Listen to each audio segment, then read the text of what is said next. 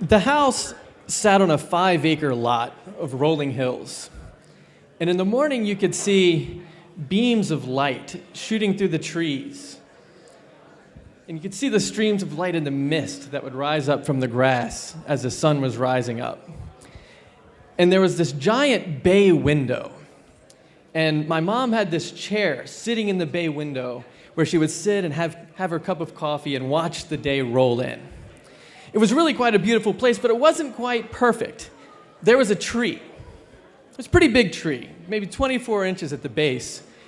And it was the tree closest to the house, right on the other side of the driveway. And it blocked what would otherwise be this unobstructed view of this field. And that wasn't the only problem. The tree was falling apart. You see, every time a storm would come through or a heavy wind would pick up, we would always worry that another limb would fall off the tree and land into the driveway.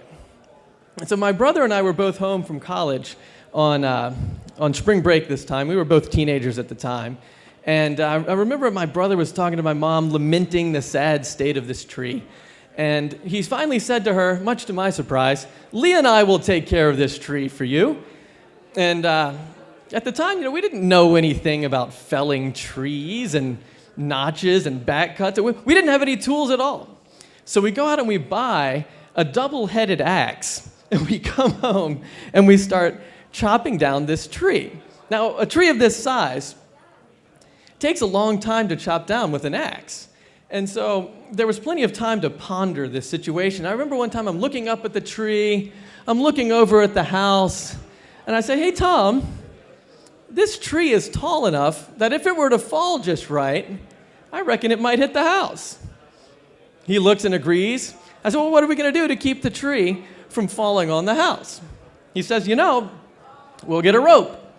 So we go into the garage, we find this long old rope, and we throw it around the top of the tree, lasso it as high up as we can. And the plan is, when the tree starts to fall, we'll pull down on the rope, and that will make the tree fall this way instead of into my mom's bay window.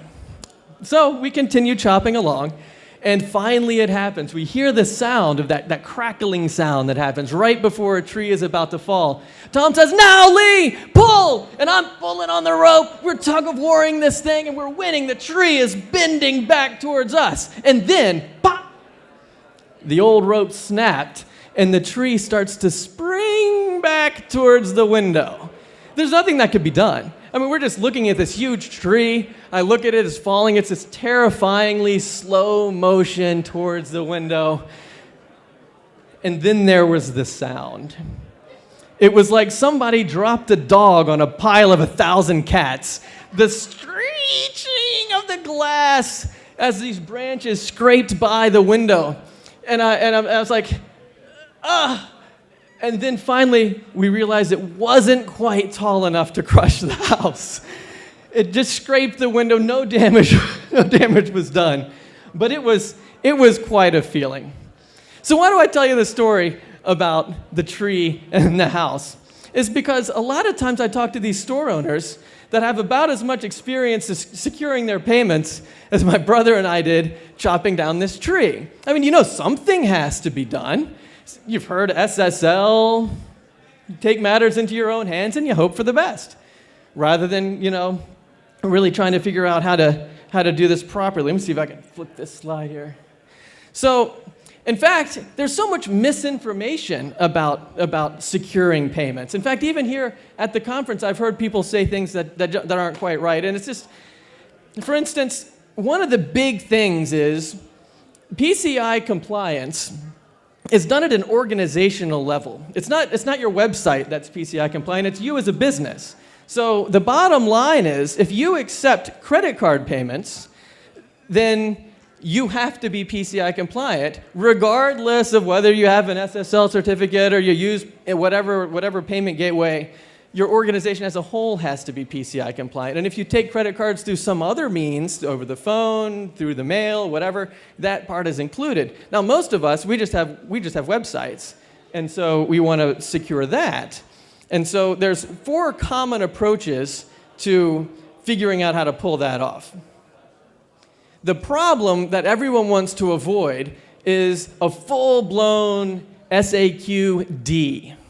What that means is SAQ stands for Self-Assessment Questionnaire.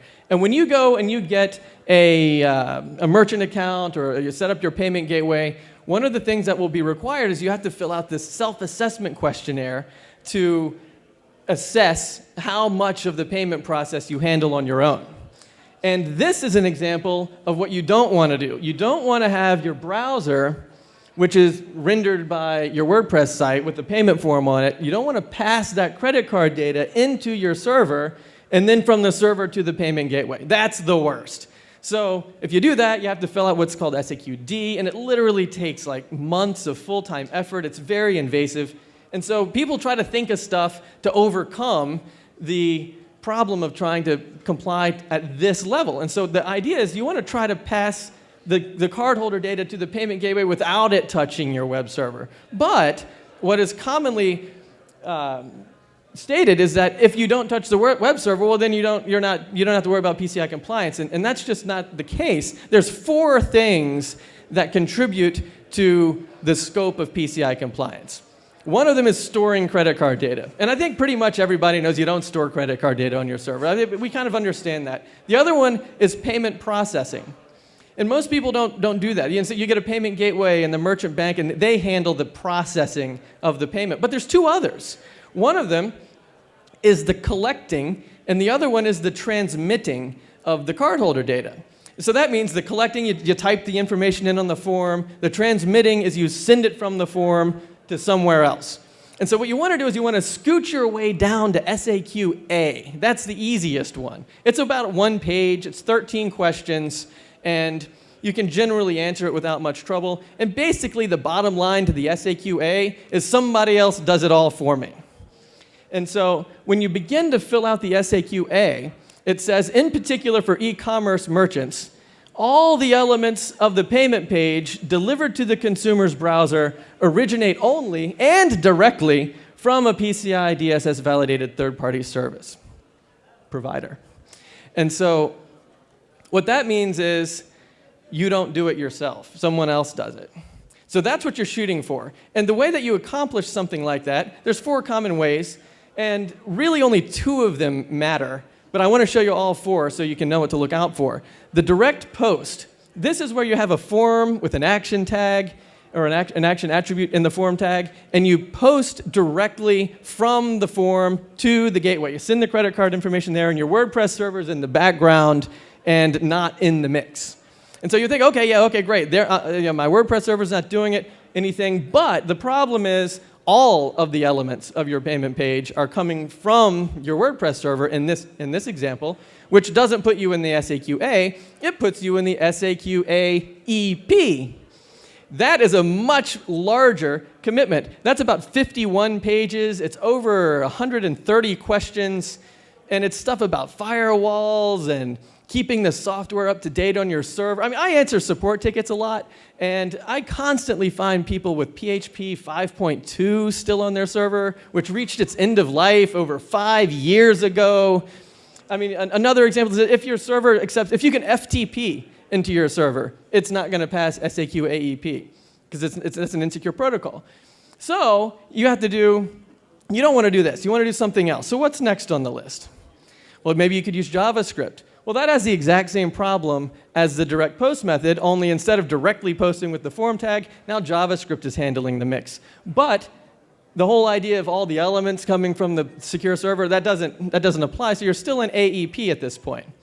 So behind door number 3, we have an IFrame. Now, the IFrame approach is what you might see with something like Braintree.js or the way the old Stripe.js used to work. And the general idea, actually, the old Stripe.js and Braintree.js were examples of the JavaScript one. An iframe would be the new Stripe.js, which works by you apply some JavaScript into the mix, and it does its magic, and behind the scenes it pulls in the payment attributes of where the credit card information is, but not the entire page, just that little form where the credit card is, comes from the secure server. And then you're kind of directly posting the information into the payment gateway by way of that iframe, and that will put you in the SAQ-A. So under this situation, what you would need to do is you would have to have an SSL certificate on your site. You would have to be using some form of a method, like the new Stripe.js or whatever, that uses an IFrame. And that gets you into the lowest level of this SAQ thing, where you just fill out the one form with the 13 questions and say, whoever the payment processors, they do the thing. My concern with all of that is that it's very easy to, or comparatively speaking, to hijack this process. Because in the same way that JavaScript is pulling in the iframe, and in the same way that we saw with that form tag, with the direct post, another snippet of JavaScript could pull in an erroneous frame. So it doesn't have to come from the payment gateway. You could just change the source attribute of the iframe to pull in the bogus frame. And the really bad part of that is there's no visual indication that this has happened. The form still looks the same because you still have the payment forms for the credit card. They're just coming from the bad guys instead of the good guys. You still have your SSL lock. The domain name is still the same. And so this hack can go on for an extended period of time without anyone really being aware of the fact that it's going on, because, an erroneous snippet of JavaScript snuck into your site through some other plugin vulnerability, through whatever. It somehow got in there. No PHP code needs to be changed in order to make this happen. It just happens, and bad things can happen. But it does get you in the SAQA, so this is one option. A third option, or the fourth option, rather, is to have a secure hosted payment page. So the difference is, now you would go from your checkout page all the way over to a whole brand new page on a different server that's PCI compliant and secure, and that's where you enter in the cardholder information and process the payment and then redirect somewhere maybe back to your site after that. An example would be like PayPal, for instance. You have a checkout button, you bop over to the PayPal site, and then after that you go back to your receipt page maybe on your WooCommerce site. And this is the approach that I've always felt like has been the most secure, and the job that I have is we make secure hosted payment pages. We had this product called MyJira. It's been around like maybe almost 5 years, and the reason we created the product was the hosted payment page paradigm has a couple of inherent drawbacks, one of which is, pretty much all of them have to do with customization. Like when you bop over to the PayPal site, you're obviously not on your site anymore. You're at PayPal's site. It looks like PayPal. Maybe you've got your logo, but you don't have your design. And so what we did is we created this way where you can have this secure hosted payment page, but it looks exactly like your WordPress site. You log in, you click this button, and it clones the payment page with your WordPress theme, so everything is seamless. The domain name changes across the top because that's where the security happens. It's on our secure server, but the actual page itself is hosted securely, but it looks just like the design of your actual site. And then when you're done, you just bop on back to the WooCommerce site for the receipt. So that's the mix about how payment pages work and the 4 different options. And the 2 that are the ones that you really want to focus on are either the iframe approach, if you feel comfortable with the security vulnerability that we talked about there. It is going to get you into the SAQA. It's probably not, well, at least if you ask me, probably not the best approach, but it is an approach. And then the secure hosted payment page is the other approach. The 2 that you want to avoid would be the ones where you're actually hosting and the collecting and the transmitting part. If you're doing that, you're going to have to figure out this thing about the SAQ AEP, and that's going to, that's just going to be a little bit more of a headache. And then, of course, the big thing would be to not have the data pass through your actual server. And so, one last word of warning: a lot of times you'll see advertisements on payment gateway sites where you have like the browser on one side, you have like your server in the middle, then on the right-hand side you've got the magic that goes on in the gateway, and then you've got this big arrow that goes over the top, and they say, oh, there you go, just do that, and you're fine. Well, you're not fine, and those are the reasons why. So, if you have any questions about all of that, you certainly can field them at the end or whatever, but I think that's the end of my talk. Thank you.